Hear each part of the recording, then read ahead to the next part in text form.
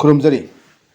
elite TV की test of cartoon cartoon हाउ मेंग ताबरी सु हम तारा मुचरी मरो ngasi imphal phung paw se cartoon sing da cartoon nisna kari haning liba kari phunong liba kari wakhal khalang liba do miyam sanong thamjage amal khosage Shanghai Express ki onthok pani sida onthok pani da si yang bio khoi nongban ki saktam ni ye bse aiga bbs na aduman kari haiga da jago je sarga nongban aina haidi se mayam tabiyo ikai ba khangda ba haibasi taibang mi gi achoba gun namani ikai badi kaishunate ngasi khara pha hayeng na mu khara pha hangchiti pura pharani nungai biu chatha biu sigadaw mapok ne na yam phajaba chi so khoi wan thok lai ba cartoon na thamjage maroi na khoi mayam chi nungai biu aduna hona biu ikai ba si kaishunate ngasi khara pha hayeng khara pha adum pukwa pha gin hangchiti pukwa pharani na ana hajiki si balajik lai riba issue sinda khoi kitang tawhonning bagi apamba ikai ga ipai ki thidana hekta koi Manipur gi le film masida awon bakhara purakna bahona badu tangai phadi habegi wafam phongdokpa ai wakhaloni thamjaba onaram basu ya aduna nongba nai hai se myam tabiu ikai khangdaba haibasi taibemi ga choba gun namani ikai badi kishnate ngasi khara fa hayeng namu khara fa hangchiti pura pharani nungai biu chathabiu sigadaw mapokne na yam phajaba nungda athrama phummaga puba yam phajaba koi cartoon ne thamjage masang dale sina koi sana leibaki loidedana haibani loidedana haiba cartoon si yengbiu kari lege du yana phajaba sisu khoigi wan thok leiba cartoon ne thamjage kaino haikanda moi wari sanabane ngasagi maitei bangi haitare pangal ma yaure aduga magi masu haigadra adu angang sina haire chacha nganu si siraga leram lena adanga sai keno sina haire chacha sina is Manipur ki irang si loiraga mulla tawgena thambani hanuduna sirama len haidi Manipur ki irang si loiraga na Manipur ki irang si yamna kuiselakpado adugi symbol amu uppani yam kuiselakpar maram moyakana ngadu du da sijelakpado ona Manipur ki irang si gi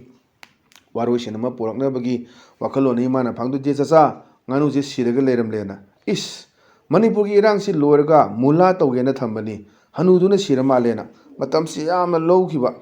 adumbagi idea ni phonong si yam kuiman gidana sugma mong chathara boire habagi phongdokpa yam phajaba cartoon ne thamjage pathang da leisina koi pongna phonggi baloi jini baloi sida koi thabak suba mi labor kangbu leire adagi thikada leire ada maine majana haire kuira dai nangna pipe phumbagi tawne dona adaida nga saigi thikada duna hai tada kuire phumge tawbani moi koilas thaba loiba ngaibane na koigi Manipur gidadi कोइलास अमुक थानी अमुक तौखाइनी पायम फुंगनी पाय फुंबा लोयगा नो इलेक्ट्रिक पोस्ट yung सियम ने दुना अमगा पाव फंगना दबा कोऑर्डिनेशन लेतबा दुगी इशू सि याम थोए अमना हजिक सि अदुम कोइलास थाबगी चनाबी होबा अदगी पाइप फुंदबा अदगी जल जीवन मिशन गी अमुक होगी तोती कोंजिंदी लेरगा इसिंगदी फंगदबा याम नुंगाई नुंगाइबा थोदो म्याम थोइसे दुना कुइरेदाइ नंगना पाइप फुंबगी थबक तौने दोना असागी प्रजा संगसिना हंगमने Damana खुमे S कुइरे फुंमगे तौबनी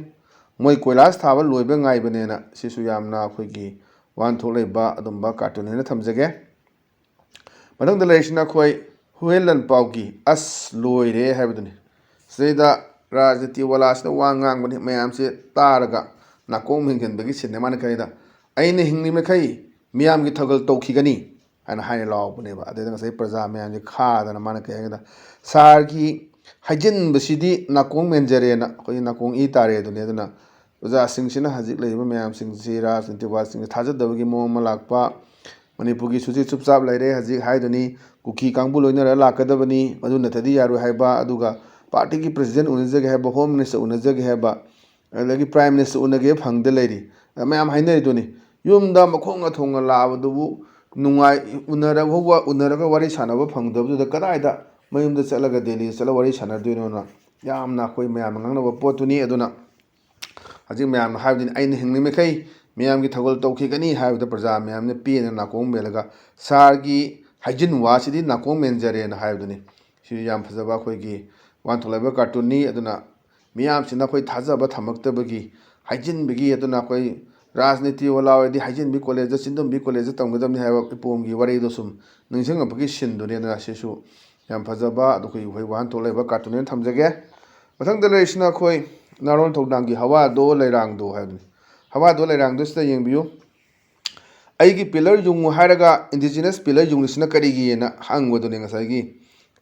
bole ko the borambia natagana koi han lepaso rambia the man sir both kuidre sar ki pillar di miyam na thugai ki basu yana praja singi pelak tabo khulaw miyam lebanina sar ki both kuidre sar ki pillar di miyam na thugai ki basu yana aduna pillar du da koi indigenous people la koi maite panghal yawi yawde indigenous people singi sing de have social media da kai da mayam jena bam leibaduni mayam seng na adagi ning thole se masana zawna indigenous people ni haidana mayam mangal authokhiba adugi posu leibani indigenous pillar du da koi cookie yawde habagi mayam sida social media sida ngangna ba nei na ba mayam tongna bani adana aigi pillar yung hairaga indigenous pillar yung lisna kai gi zawna sa bot kuidre sar gi pillar di miyam thugai gi su yana aduna handak kisi am luba situation ni koi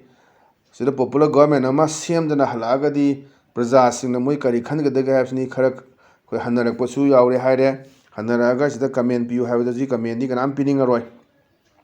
ana sugumba mayam su ubsida ngasagi sargi kano du yungdabani ana sisu manungda asa yamna puba adumba cartoon thamjage mathang da leisna koi people's chronicle gi friday fun naduni friday fun sida yengbiu aeroplane paibagi sinni halani na dollar mathadagi ubani khut thangala yengba da man haida forming a government means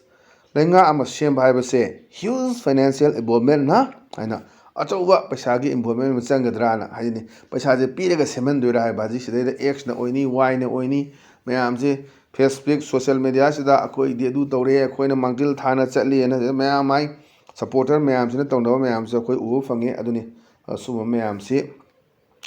akoi uraganda akoi paisa changba jala haibna singba adugi